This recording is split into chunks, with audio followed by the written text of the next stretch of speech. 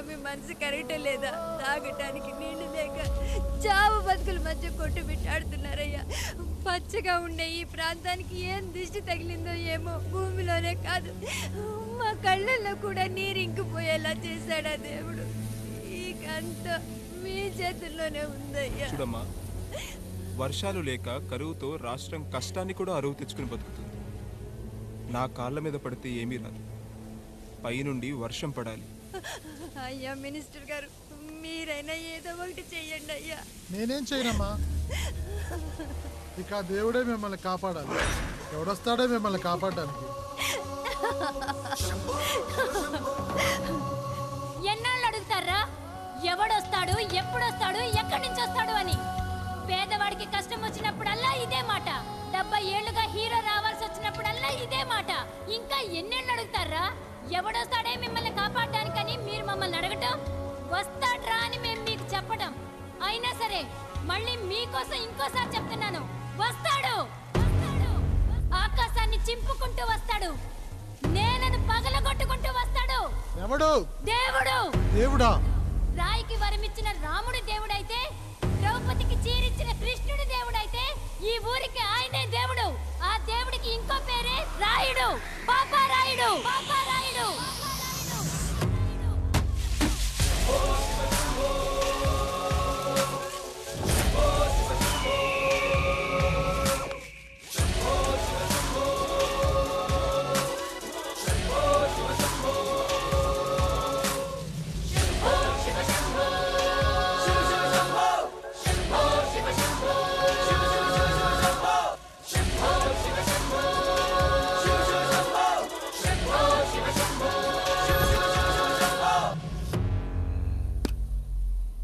ఏంటి సమస్య? అయ్యా, ఊరికి కరువు వచ్చింది. అదిగో ఆ నలుగురు దాహంతో చనిపోతున్నారయ్యా.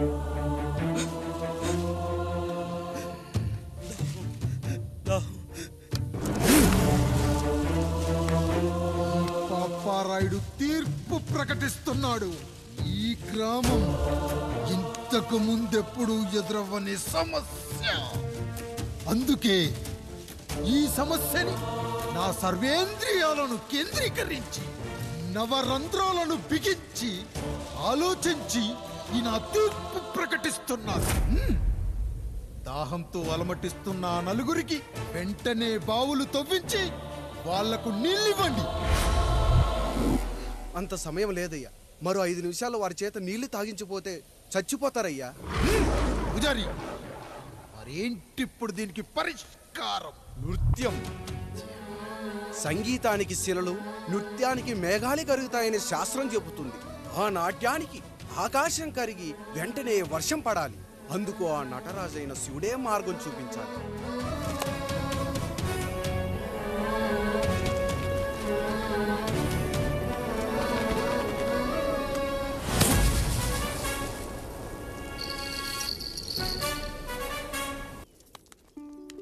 అయ్యా, దేవుడిచ్చిన ప్రసాదం అనుకుని నలుగురిని కన్నాను.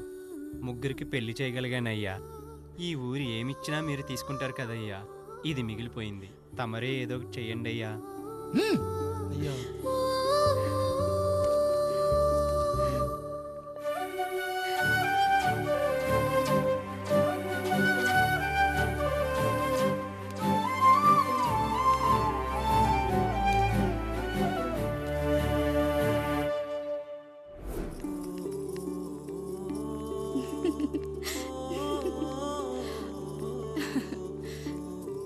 ఈ ఇల్లు, ఆస్తి, ఇంత గొప్ప భర్త, పిల్లలు, చాలా ఆనందంగా ఉందండి.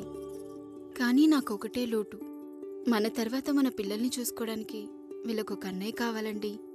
అచ్చం మీ పోలికలతో వీళ్ళకొక అన్నయ్యని కందామండి.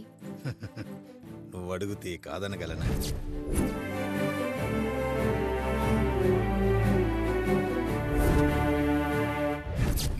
నానా, రాయుడెక్కడా? ఇప్పుడే వస్తున్నాను నాన్న.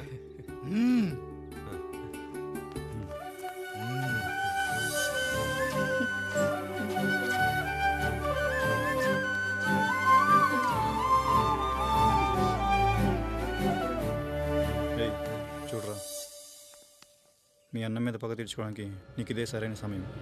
పర్లేదంటావా? ఏం పర్వాలేదు అయ్యా. ఎరా రంగా, ఏం కావాలో అడగరా. నీకంటూ ఏమి ఇవ్వలేదు, నువ్వు ఏమి అడగలేదు. చెప్పరా. మా అన్నకు నాకు పడట్లేదయ్యా. తోడ పుట్టినవాడని చాలా సహించాను. అడ్డమైన దానాలు చేసి ఆస్తి మొత్తం పోగొట్టాడు. ఇప్పుడేం కావాలరా? కొద్దిగా ఈ కత్తి తీసుకొని వాడిని చంపి పెట్టండి అయ్యా.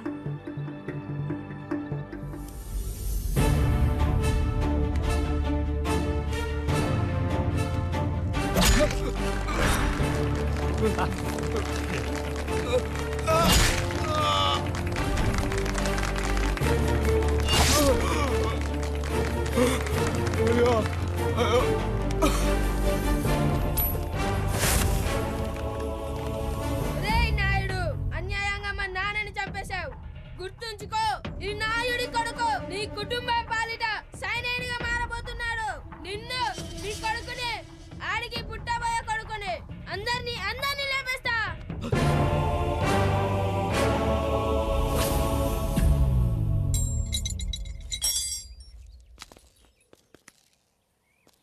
ఏం జరిగింది? మీరు హత్య చేసినట్టు ఇప్పుడే సమాచారం అందింది. తగిన సాక్ష్యాధారాలు పరిశీలించిన పిమ్మట మీకు యావజ్జీవ కారాగార శిక్ష, 2000 రూపాయల జరిమానా విధిస్తూ అరెస్ట్ చేస్తున్నాను. అయ్యగారు నా కోసం చేసిన త్యాగాన్ని హత్య అంటుందా మీ చట్టం? ఇదెక్కడ న్యాయం?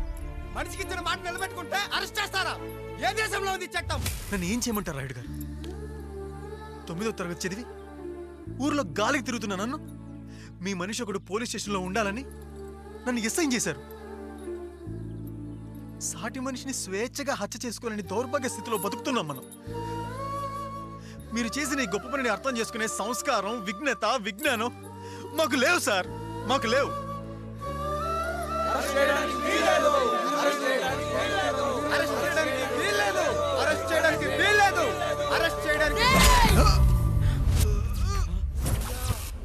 నాయుడు గారు,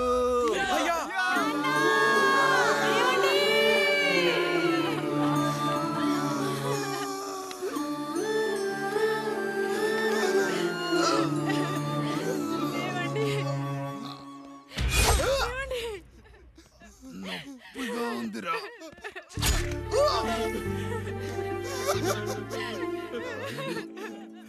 సుధా, నేను లేకుండా ఎలా ఉండగా? పర్వాలేదండి, బిడ్డలతో నేను ఉండిపోతాను. అయ్యో, ఈ పాడు సమాజం నిన్ను మనశ్శాంతిగా బతకనివ్వదు. ఇంతమంది పిల్లల్ని చూసుకుంటూ భర్త లేకుండా ఎలా బతకగలం?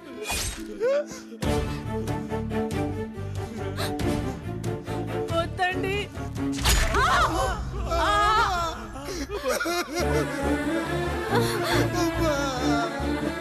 రాయుడు, బిడ్డలు జాగ్రత్త. ఈ రోజు నుంచి వీళ్ళంతా నీ తమ్ముళ్ళు, చెల్లెళ్ళు కాదు, నీ బిడ్డలు.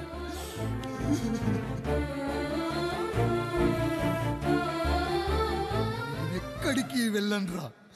నీ కష్టం వస్తే ఒక్కసారి నాన్న అని పిలవరా. ఆ సమాధిలోంచి అయినా లేచొస్తా.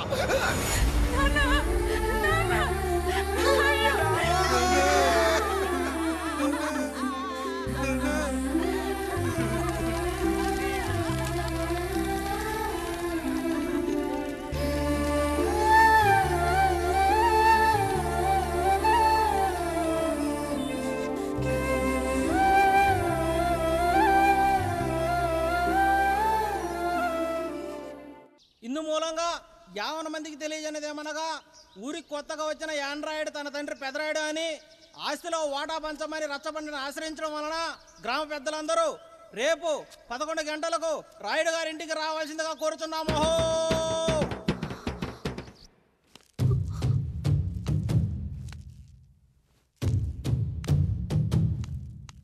ఎందుకొచ్చారు? తన తాత పాపారాయుడు గారు ఆస్తి తనకు కూడా కావాలంటూ పంచాయతీలో ఫిర్యాదు చేశాడయ్యా.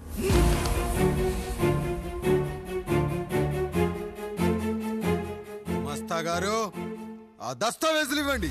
అయ్యా, మరి మా సంగతి ఏంటి? అడగరేంటి? అవునన్నయ్య, ఈరోజు మీ పన్మేష్ కొడుకొచ్చాడు, రేపు ఆ పాల్దాన్ కూతురు వస్తుంది. ఇలా వచ్చినోళ్ళంతా మీ సంతానమేని తెలిసాక అదిగో ఆ కాముడు చెప్పినట్టు మా ఆయన వాటా కిందో బాత్రూము నాకో సబ్బు బిల్ల నా పుట్టబోయే బిడ్డకో బొట్టు బిల్ల ఇదే మిగులుతుంది. అయినా ఊరి జనాభా కన్నా అన్నయ్య పిల్లల సంఖ్య ఎక్కువైపోతుంది. వాళ్ళందరూ ఇంటి మీదకి వచ్చేలోపు మా ఆస్తి మాకు ఇచ్చేస్తే మా బతుకులు మేము బతికేస్తాంగా. అవునన్నయ్య, మా ఆస్తి మాకు కావాలంతే. ఎవరిని పట్టుకుని ఏం మాట్లాడుతున్నారయ్యా? గా ఉన్నప్పటి నుంచి ఆయన మిమ్మల్ని సాగుతూ ఉన్నారు. ఈరోజు పెరిగి పండయ్యాక మా దారి మేము చూసుకుంటాం అనడం న్యాయం కాదయ్యా, న్యాయం కాదు. ఏ ఆయన నీకో కొడుకునిచ్చాడా? వాడి పేరేంటి? ఐఫోనా? ఎరా ఆస్తి కావాలా? 4 బ్రష్లతో తోముకుంటే ఎక్కడ విడిపోతామో అని నా బ్రష్ టూత్ పేస్ట్ నీకు త్యాగం చేసినప్పుడు అప్పుడు అడగాల్సిందిరా అన్నయ్య ఆస్తి కావాలి అని.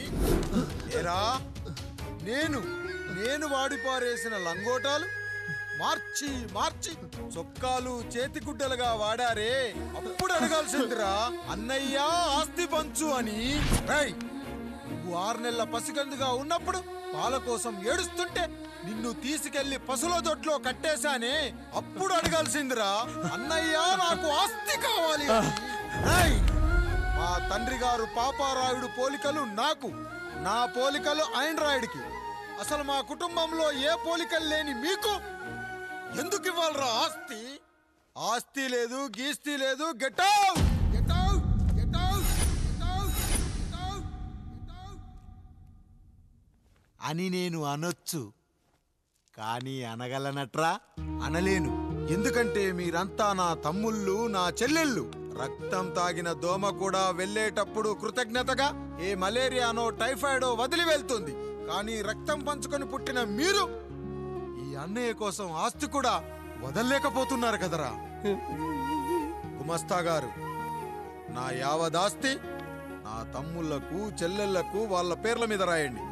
నాకు చిల్లి గవ్వ కూడా అక్కర్లేదు. ఇక ఈ ఇంటికి నాకు ఎటువంటి సంబంధం లేదు. లక్ష్మి, సావిత్రి, మీ చీరలు విప్పేయండి. ఇక్కడికి వచ్చేటప్పుడు ఏ చీరలు కట్టుకున్నారో వెళ్ళేటప్పుడు కూడా అదే చీరలు కట్టుకోండి. వెళ్ళిపోదాం. దస్తావేజులు తీసుకురండి.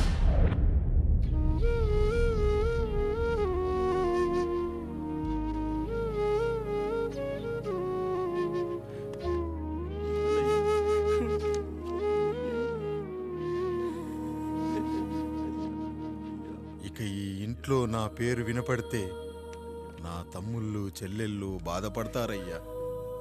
ఈ ఇంట్లోనే కాదు, ఈ దస్తావేజులో కూడా నా పేరు ఉండకూడదు.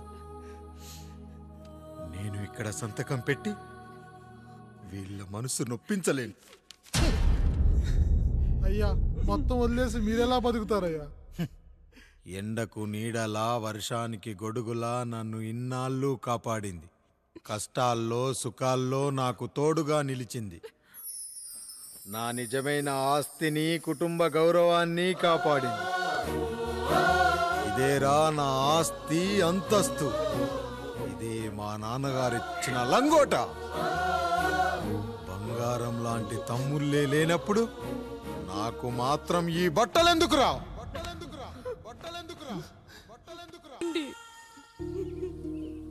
పప్పులో మీ చెవట పడుతుందండి. ఇడ్లీలో 2 చెంచాల ఉప్పు తగ్గించు లక్ష్మి. ఎలాగో మనం పేదోళ్ళమే కదా, కనీసం ఉప్పు ఖర్చైనా తగ్గుతుందనుకో.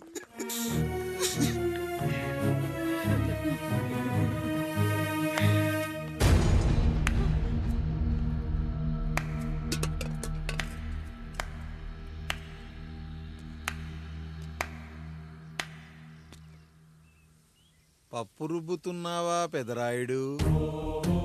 ఎవడికైనా చేసిన పాపం పండుతుంది అంటారు. నీకు మాత్రం అదిగో అలా పిండయింది. అరే రే రే రే రే, చేతి నిండా భార్యలు, ఇంటి నిండా బంధువులు, బీరువా నిండా డబ్బులు, ఊరి నిండా జనాలు. ఏరి ఎక్కడ? ఇంటర్వెల్ ముందు ఇంటర్ చదివే కుర్రాడు ఏదో ఆవేశంగా డైలాగులు చెప్పాడు, సెకండ్ హాఫ్ కు మర్చిపోతాడు అనుకున్నావు కదూ? మర్చిపోవడానికి నువ్వు నాకు ఇచ్చింది అప్పు కాదు, ద్రోహం. అమ్మ వచ్చిన ప్రతిసారి అడిగేవాణ్ణి, అమ్మ మా నాన్నెక్కడా అని నీ గురించి తెలిసాక నీ ముందుకొచ్చా, నీ బ్రతుకుని ఇక్కడి దాకా తీసుకొచ్చా. పిక్చర్ అభి బాకీ హే మేరా పితాజీ. నిన్నిలాగే వదిలేస్తే ఈ ఆండ్రాయిడ్ తో వదలవు. సామ్సంగ్లు, హెచ్టీసీలు, లెనోవాలు అంటూ కనిపారేస్తూ మా అమ్మ లాంటోళ్ళ కోసం తిరుగుతూనే ఉంటావు.